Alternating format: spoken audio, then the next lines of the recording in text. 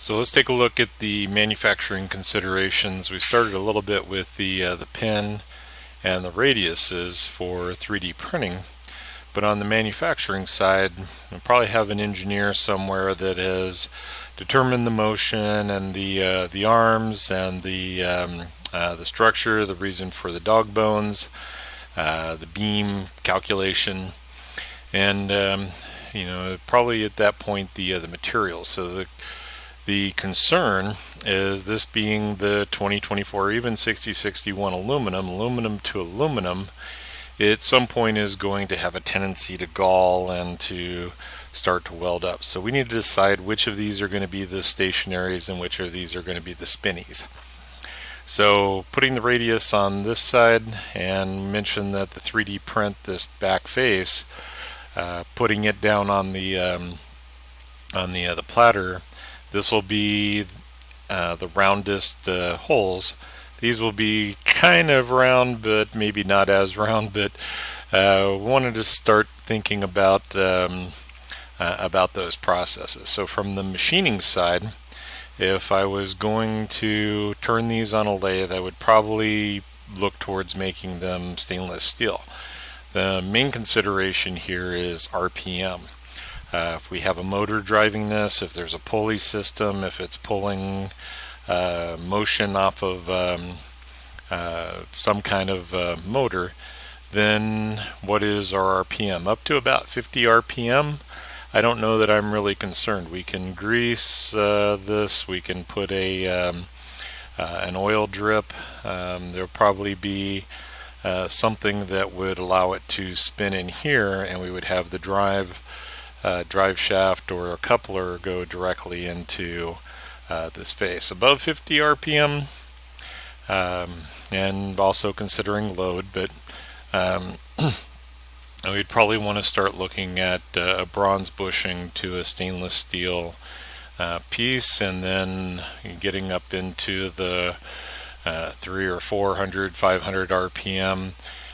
We would want to see this going towards roller bearings, needle bearings, something along those lines, to be able to withstand the loads and the RPM. So, we just need to start thinking about this. The other is that we put the radius in here to help with the 3D print.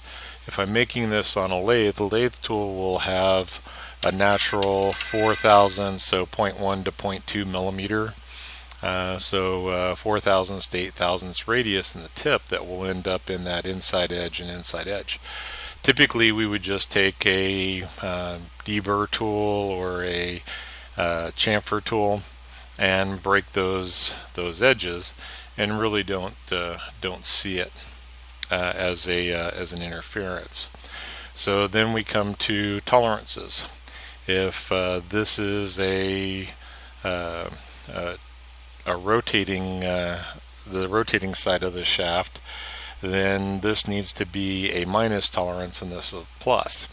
For our 3D print, I'll probably look at pressing that in and possibly even putting a tapped hole so that we can constrain it, put it in compression to this outside face with a button head or a screw hex head, and force it that this won't rotate and the outside would rotate. So those being the primary considerations. Also, if this is a drive unit on the machine side, then I'm probably going to look at putting a set screw somewhere in here that locks it to the shaft, because it's likely to spin if this comes to a sudden stop and this has still got momentum, inertia going, or the rest of this unit is still moving. It's going to try to slip on that shaft, and then once we start slip, we go into to wear. So yeah, I mentioned the plus minus dimensions on the clearance. So on the press fit side, it would be kind of a transitional. It doesn't really need to be a press, but it's not going to hurt, and it doesn't really need to be a slip fit, but it's not going to hurt. So we put that in the realm of the transitional fit, where whichever is sliding, we want an actual clearance and calculate that clearance, and whatever is stationary, we want an interference so that they can press together. So looking at some of the items here, one of the reasons that I'm saying on the mating piece I would go with a chamfer is because the chamfer is easier to produce than the radius. 3D printing doesn't care, but if I'm going to test this out with say an aluminum or a steel piece, I would want to be able to just quickly generate that that geometry. So let's see, do I have anything open? Okay, so I'm going to use the R2 base, and we'll do the configuration so that we can see which way this this goes. Right, so if I control select those two edges, I can go into the chamfer, and I want to match the 2 millimeters, and that means that the outside ring will pretty much just contact that surface, and the radius will kind of match the inside surface, and leave an air gap, but it's not going to be anything crazy to generate if I have to open it up. Alright, so if I'm printing in this orientation, platters down here, these will be about the roundest holes we can produce, and these, depending on creep and the droop of the filament that we're using, these will be mostly round. So that's a desired result. And I can always, as long as my wall thickness is kind of in that half a millimeter to a millimeter range, 20 to 40 thousandths, I'm going to be able to take a reamer or a drill and open these up and be able to control those geometries. So if I go back into the dog bone, our crank follower, and oh, that was a leftover. So I did try a previous and I managed to mute myself, so let me go ahead and just delete those out and we'll revisit. Alright, and then getting back to the default, I created a configuration, called this the what if, and didn't worry too much about the naming. So since it's already in there, I will just run through the synopsis of, I added 2 lines to this sketch from quadrant to quadrant. Let's see if we can do that. Probably not without a line. So whenever you're hovering over a circle, you'll see the little diamonds at 90, 180, 270, 0/360. It will also have that little pop-up at the center, and that's any arc or circle to help you select. So I'm just going from quadrant to quadrant. When I look at that line, then I have horizontal, and it's coincident and tangent to the geometry. So what that's going to do for me is it doesn't change the main geometry. It just allows me to, let's see, the first one was the crank. Let's see if we'll get that to shift. It has the radiuses in it, and all I've done is suppress the fillet in this group. So unsuppress, suppress, so that it doesn't participate.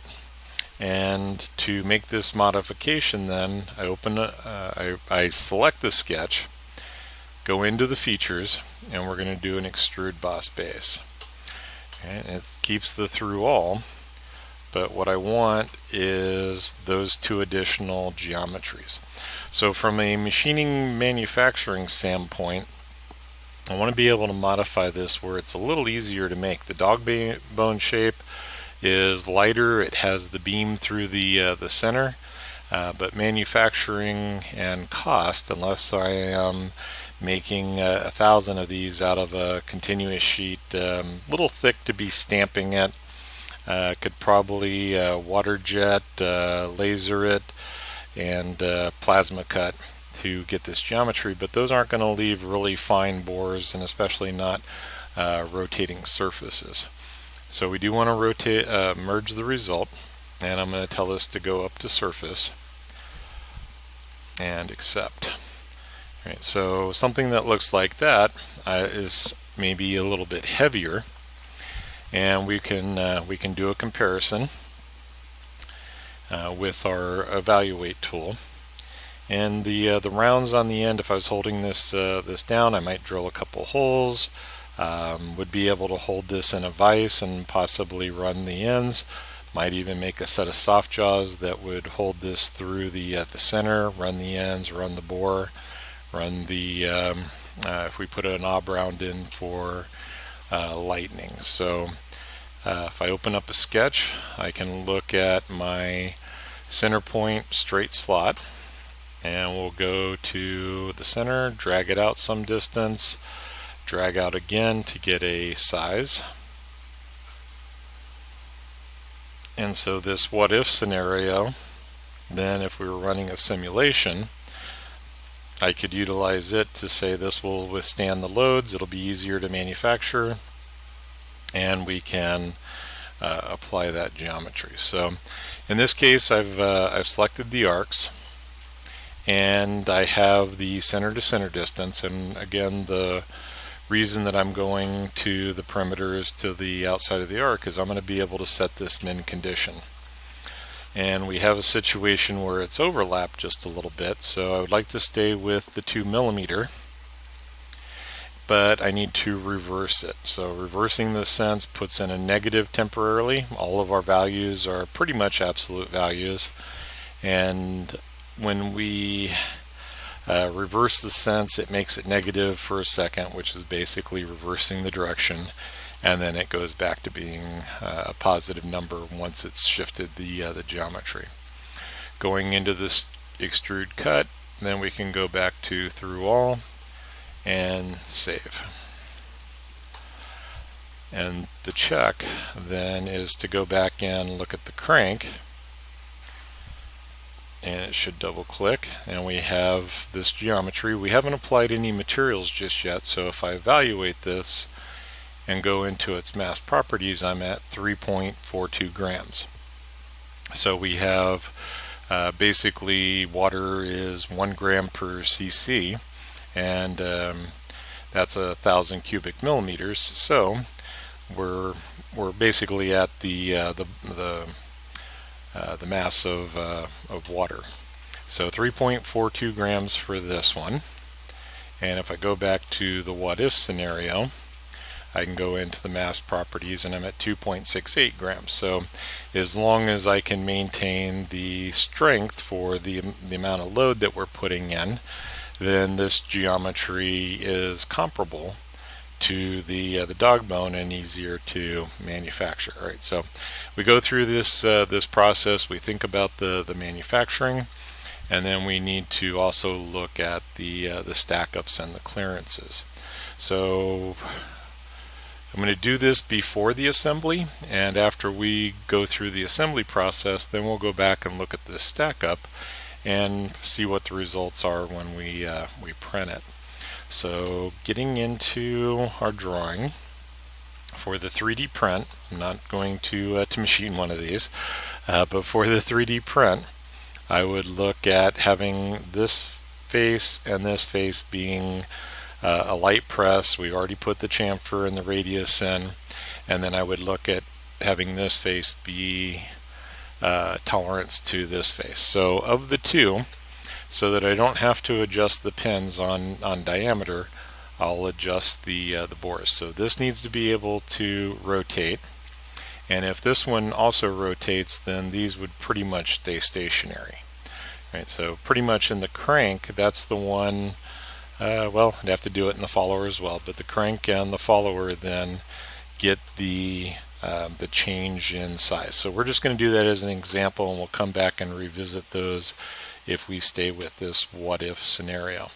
And we'll be able to use this this geometry again if everything works in the stack up. All right, so we go from there to there. We have this tab for direct editing, and rather than changing the size of this geometry, I'm going to add a feature that is going to move the face. And so an offset, I still think in inches, so 0.1 millimeters is 4 thousandths, and if I were to put in, say, 8 thousandths, that ought to compensate for the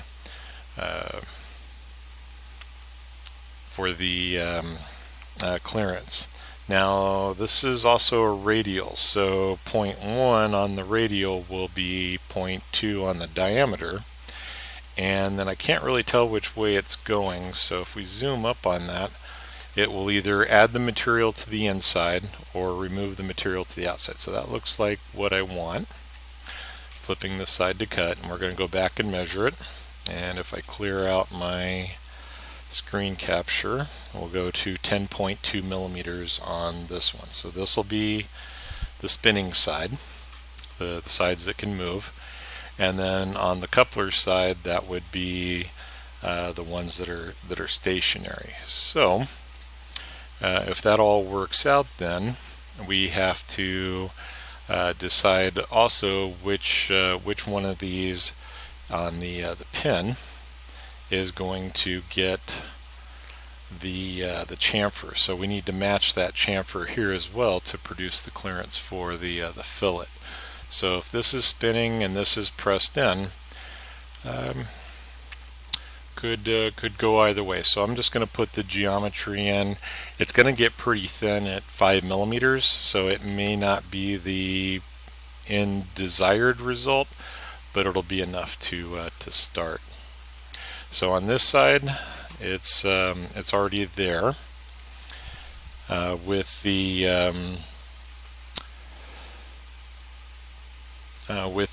pin. And if I wanted to make these the same, well, we're going to have to get a little better feel of it that we will in the assembly. So if I grab those and right click to activate the in context and go into chamfer, and I want this chamfer to be 2 millimeters, and that pretty much brings it right up to the edge, so we'll see how close that is. Not too bad. And this should measure out back to 14. Alright, so 7.1. Oh, that's because we started off with the 10.2 and then the additional. So I don't know that that's critical. We'll leave it for now and come back to see how it moves. Alright, so there's a lot going on. As I mentioned, if you're just strictly drafting, you're going to receive these parts and have to look at and review the tolerances and think about the communication on these stack-ups and be able to apply those dimensions in the drawing. To do the mechanical design is communicating with the engineer that the loads, the components that you've picked will satisfy the conditions of the end product, and be able to manage all of these geometries. Alright, so we are ready to go into the assembly.